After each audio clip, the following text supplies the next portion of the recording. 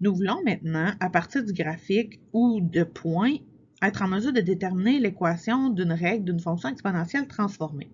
Il y a 3 différentes méthodes, en fait 4, mais on va voir 3 graphiquement. La 4e sera dans une autre vidéo. Commençons par déterminer la règle lorsqu'on a l'asymptote, la valeur initiale et un point. Donc graphiquement, ça ressemble à ça un peu. Première étape, déterminer la valeur du paramètre k à l'aide de l'asymptote. Donc ici, on voit que l'asymptote est à y égale 3. Ensuite, on va fixer h à 0 et b à 1 pour faciliter le calcul. On va se retrouver avec y est égal à a, c à la x plus k.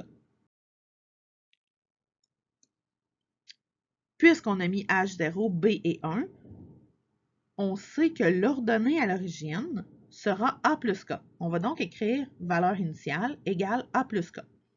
Si on remplace ici, ben ma valeur initiale c'est 1, mon k c'est 3. Je peux donc trouver mon paramètre a en l'isolant qui donne moins 2. En fait, le paramètre a, c'est la distance entre l'asymptote et la valeur initiale. Donc, l'asymptote est à 3, la valeur initiale est à 1, donc elle est à 2 en dessous, le paramètre a, moins 2. Ensuite, on va remplacer avec notre point xy, notre autre point donné.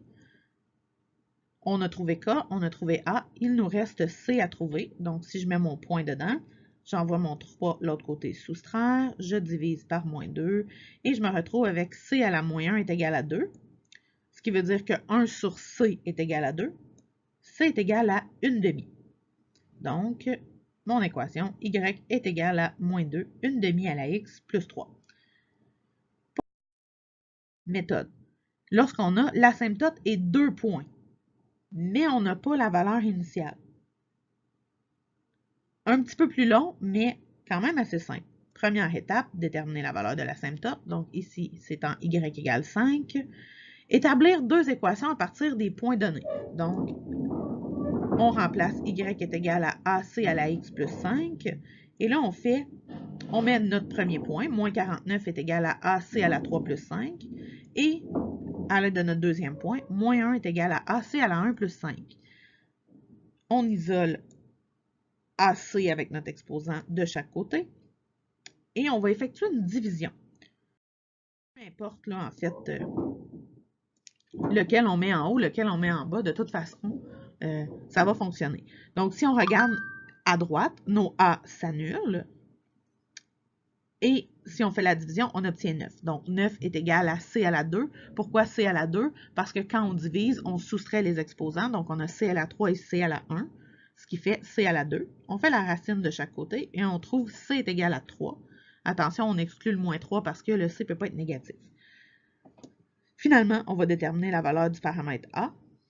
Si on prend toutes nos choses qu'on a trouvées et qu'on les met dans notre équation, on se retrouve avec ceci. On envoie notre 5 de l'autre côté soustraire, on divise par 3 et on trouve que A est égal à moins 2. Ce qui veut dire que notre équation est f de x égale moins 2, 3 à la x plus 5. Pour la dernière possibilité, on peut déterminer l'équation à partir de 3 points consécutifs. On n'a même pas besoin du graphique pour le faire.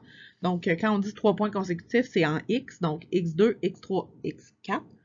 Et je vais avoir besoin des y. Donc, première étape, à partir de la formule vue précédemment, soit c est égal à toute cette affaire-là. Donc, ce qu'il faut se rappeler, c'est troisième point moins deuxième point sur deuxième point moins premier point en y. Ce qui veut dire moins 46 moins moins 22 sur moins 22 moins moins 10. Je trouve que c est égal à 2.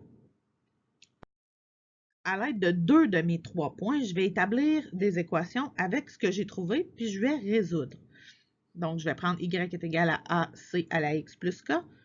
Je vais remplacer avec mon point 2, 10, qui me donne ceci. Et on n'oublie pas que j'ai trouvé le c qui était égal à 2 précédemment. Et mon autre équation, si je prends le point 3 moins 22, et mon c qui est égal à 2. Je vais donc calculer 2 à la 2 et 2 à la 3 pour ensuite les soustraire. Donc, je les remets. Et là, je n'ai pas besoin de les travailler parce que les deux sont plus k. Fait que mes k vont s'annuler. Et il va me rester, bon, moins 10 moins 22, ça fait 12. 4A moins 8A, ça fait moins 4. Et j'isole A, A donne moins 3. Ensuite, je prends une des équations, peu importe laquelle, et je vais trouver K en l'isolant. Ce qui veut dire que mon équation est f de x est égal à moins 3, 2 à la x plus 2. Donc, vous n'auriez pas eu besoin du graphique pour le faire. On pourrait seulement vous donner 3 points, vous déterminez que c'est 3 points consécutifs et vous trouvez l'équation.